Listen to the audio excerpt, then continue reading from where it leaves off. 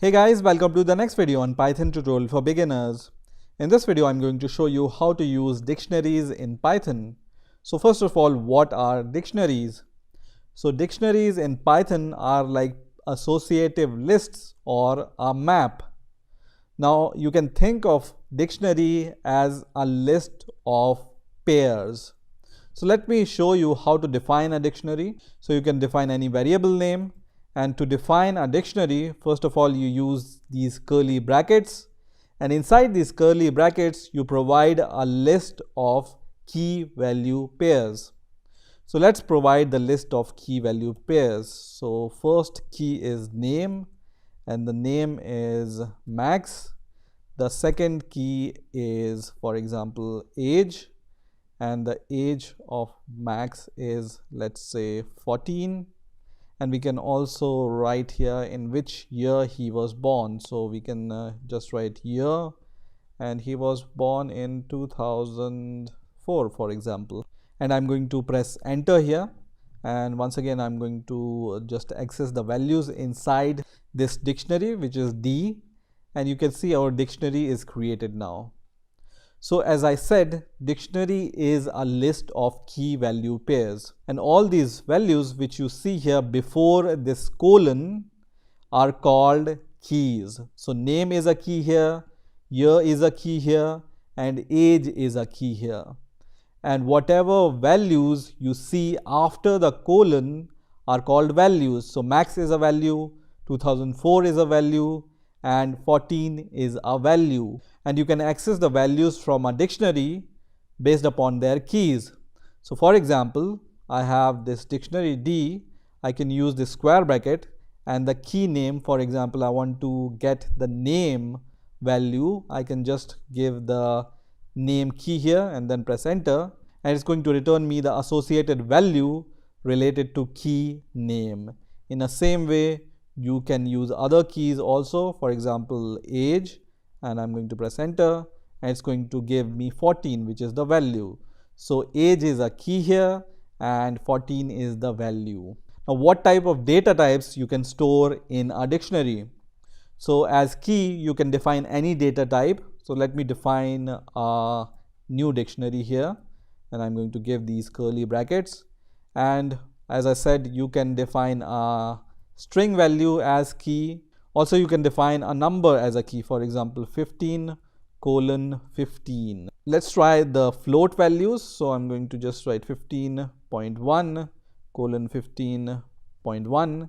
This is also allowed in dictionary. So you can use string values, you can use integer values, you can use decimal values as key, and also let's try the boolean values. So you can use the boolean values also as keys, and you can use a tuple also as a key. So I'm going to just give a tuple 2, 3, and then I'm going to assign a value of 5 to this key.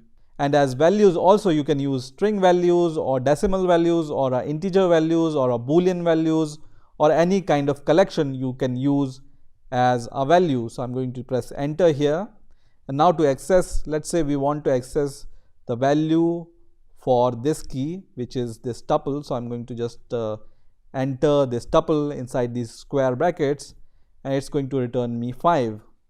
Or I can just provide inside the square bracket true here and then press enter, and it's going to return me the value which is associated with it, which is true itself. Or I can just write here 15, and it's going to return me 15 in turn, because 15 is associated with this value, which is also 15. Now what happens when a key is not there and we try to access it? So I'm going to just access 100 from this E dictionary. It's going to give us error that this key is not present in the dictionary. You can also use the len method to find out the number of items in the dictionary, and you can see it says 5 items are there in the dictionary E, and we can count these items. So this is 1 item, 2 item, 3 item, 4 item, and the 5th item is here. Or in other words, you can also say that len function is going to return you the number of key value pairs which are stored in a dictionary. You can also use For example, I'm going to use my D dictionary now, and you can also use a method called get, and then you can give the key name here in the parenthesis. So let's say I want to get the value associated with the name key. I can get it like this, and it's going to give me the value associated with the name key. You can also add a new key. So this D dictionary, you can see there are right now 3 key value pairs, and I can add one more key value pair. So to add a key value pair, you need to just write D, and in the square bracket you just need to give the name of the new key. So I'm going to just write surname here, which is the name of the new key in the dictionary D, and then you need to give the value associated with that key.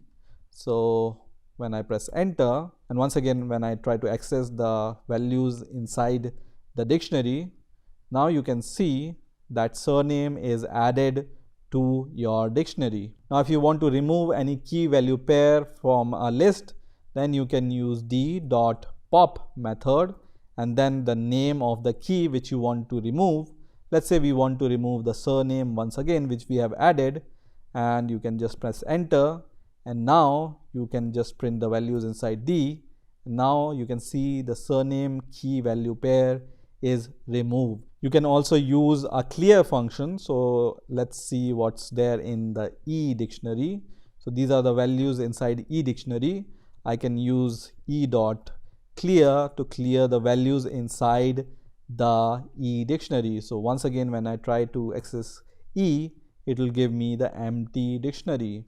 Also you can delete the dictionary using del function and the name of the dictionary, and when I press enter and when I try to access this dictionary E once again, it's going to say that this name is not defined. You can also update the values in a dictionary. So this is my dictionary and I want to update the name, for example. So I can use the dictionary name and then the key here, for example name, and the new name I want to associate with this key is, let's say, a new name here. And when I try to access this dictionary once again, you can see the name is changed.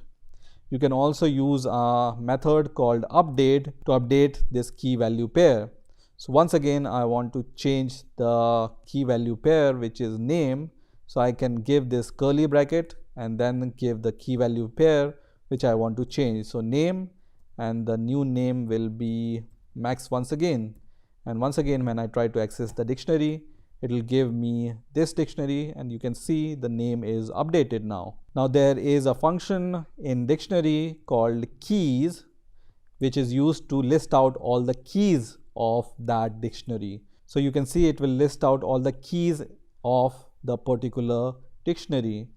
There is also a function called values, which will list out all the values of that dictionary. If you want to list out all the key value pairs, you can use the function called items here, and it will give you the key value pair list. Now the last function I want to show here is, let me list out the content of the dictionary first of all. So there is one more function which you can use here which is pop item, and you don't need to give any argument with this pop item. When you press enter, it's going to remove the last key value pair which you have added or updated. So here we have updated this name key value pair, that's why this is removed. And now when you try to see the content of the dictionary, this name key value pair is removed. So this is how you can use dictionaries in Python. I hope you have enjoyed this video. I will see you in the next video.